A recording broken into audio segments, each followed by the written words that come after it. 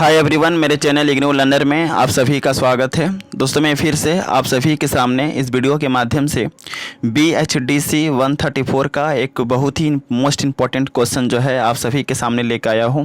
और यह एक ऐसा प्रश्न है जो हर बार एग्ज़ाम में आता है और इस बार भी एग्ज़ाम में इस प्रश्न के आने की संभावनाएँ काफ़ी ज़्यादा है। सो आप सभी से हम्बल रिक्वेस्ट है कि आप एग्ज़ाम में जाने से पहले एक दफ़ा इस प्रश्न का आंसर आप ज़रूर पढ़ के जाइए, क्योंकि यह प्रश्न जो है हर एक बार जो है एग्ज़ाम में कॉमन रहा है और इस बार भी एग्ज़ाम में आ सकता है। और स्टार्ट करने से पहले आप सभी से रिक्वेस्ट है कि अगर आपने चैनल को सब्सक्राइब नहीं किया हो तो सबसे पहले आप चैनल को सब्सक्राइब कर लीजिए, क्योंकि इस चैनल पे आपको इग्नू से रिलेटेड सभी सब्जेक्ट के इंपॉर्टेंट क्वेश्चन की वीडियोस जो है आपको सबसे पहले वीडियो के माध्यम से मिल जाएगी।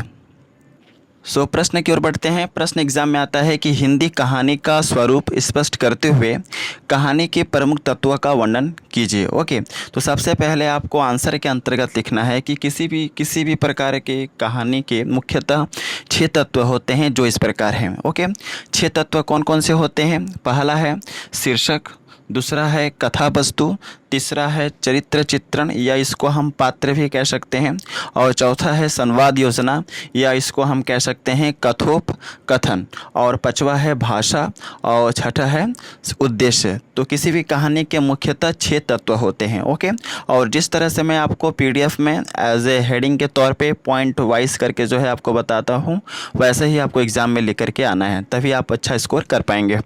सबसे पहला हेडिंग देंगे शीर्षक। ओके, इस हेडिंग के अंतर्गत आपको लिखना है कि हिंदी कहानी के सबसे प्रमुख तत्वों में शीर्षक कहानी का सबसे प्रमुख अंग माना जाता है। यानी कि आज हम जितने भी कहानियाँ देखते हैं उन सभी कहानियों में शीर्षक जो होता है वह कहानी का सबसे प्रमुख तत्व होता है, क्योंकि शीर्षक के द्वारा ही यह पता चलता है कि कहानीकार कहानी में जो है क्या कहना चाहता है और क्या बताना चाहता है।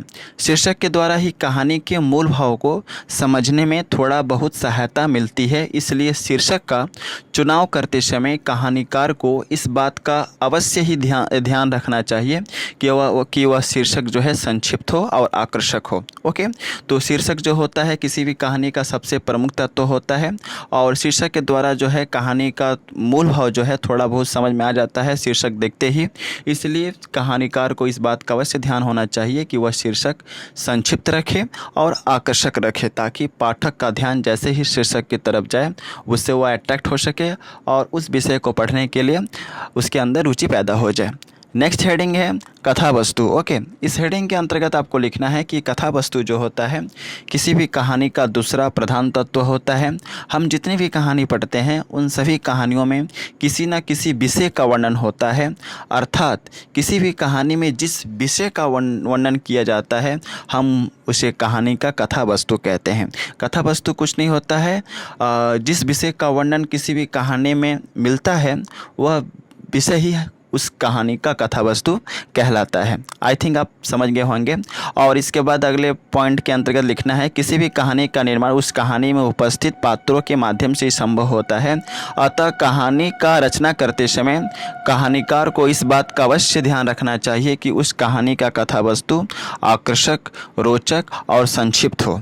यानी कि किसी भी कहानी में कथा वस्तु होता है उसका एक अहम भूमिका होता है, इसलिए कहानीकार को चाहिए कि वह कथा वस्तु आकर्षक रखे, रोचक रखे और संक्षिप्त रखे, जिससे कि पाठक उस कहानी के मूल भाव को अच्छे तरीके से समझ पाए। ओके, अगला हेडिंग है चरित्र चित्रण या पात्र।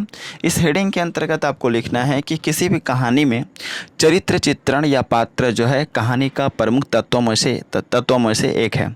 किसी भी कहानी में कहानी के यह पात्र अपने विचार और अपने क्रियाकलापों के द्वारा कहानी का विस्तार करते हैं। यानी कि हम जितने भी कहानी देखते हैं उस कहानी में कोई ना कोई तो चरित्र जरूर ही होता है और यह चरित्र ही, यह पात्र ही उस कहानी का विस्तार करते हैं। ओके, किसी भी प्रकार की कहानी में पात्रों का चुनाव करते समय कहानीकार को इस बात का अवश्य ध्यान रखना चाहिए कि कहानी में पात्रों की संख्या जो है कम से कम रखें, जिससे कि कहानी को पढ़ने में पाठक को दिक्कत ना हो और उसे अच्छी तरह से उस कहानी के मूल भाव को समझ जाए। इसलिए कहानी में पात्रों की संख्या कम से कम रखना चाहिए।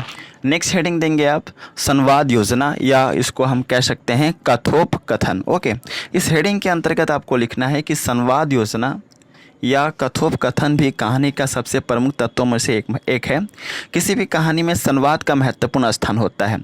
संवाद क्या होता है? यानी कि जब हम एक दूसरे से कन्वर्सेशन करते हैं, बातचीत करते हैं, तो उसी बातचीत को, उसी कन्वर्सेशन को हम लोग कहते हैं संवाद।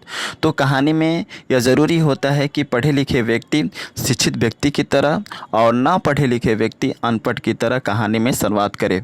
यानी कि अगर ऐसा कोई कहानी है, अगर उसमें कोई व्यक्ति पढ़ा लिखा व्यक्ति हो तो वह इस तरह से बात करे जिससे कि लगे कि हाँ, वह व्यक्ति क्या है, पढ़ा लिखा है, शिक्षित है। अगर कहानी में कोई पात्र अशिक्षित है तो उसे, पढ़ा लिखा नहीं है तो उसे अशिक्षित ढंग से जो है उसे बात करना चाहिए। तो पात्र का जैसा स्वरूप हो, जैसा उसका कैरेक्टर हो कहानी में, उसी के अनुरूप जो है संवाद होना चाहिए। किसी भी कहानी में संवाद कलात्मक ढंग से होनी चाहिए। ओके, अगला हेडिंग देंगे भाषा और शैली। इस हेडिंग के अंतर्गत आप लिखेंगे कि भाषा और शैली जो होता है ना, वह किसी भी कहानी का प्रमुख तत्वों में से एक माना जाता है। किसी भी कहानी में भाषा का एक महत्वपूर्ण योगदान होता है। किसी भी प्रकार की कहानी में भाषा का संक्षिप्त होना काफ़ी ज़रूरी है। किसी प्रकार की कहानी में भाषा का प्रयोग करते समय कहानीकार को इस बात का अवश्य ध्यान रखना चाहिए कि वह भाषा सरल हो, सहज हो और आम बोलचाल की भाषा हो, क्योंकि आम बोलचाल की भाषा ही जन सामान्य को अच्छे तरीके से समझ में आती है।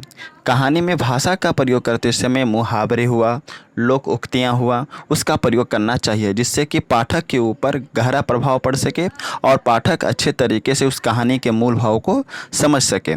अगला हेडिंग है उद्देश्य। इस हेडिंग के अंतर्गत आपको लिखना है कि उद्देश्य जो है किसी भी कहानी का सबसे प्रमुख तत्व होता है।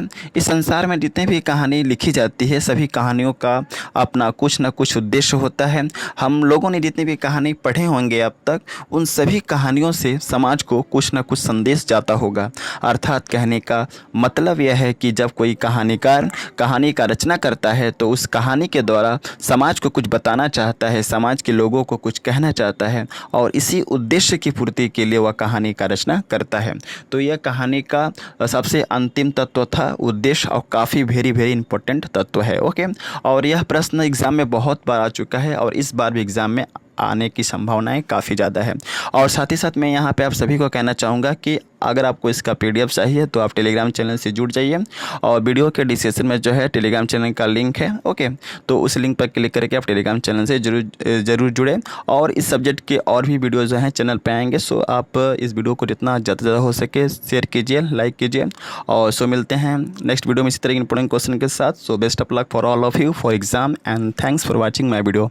जय हिंद, वंदे मातरम।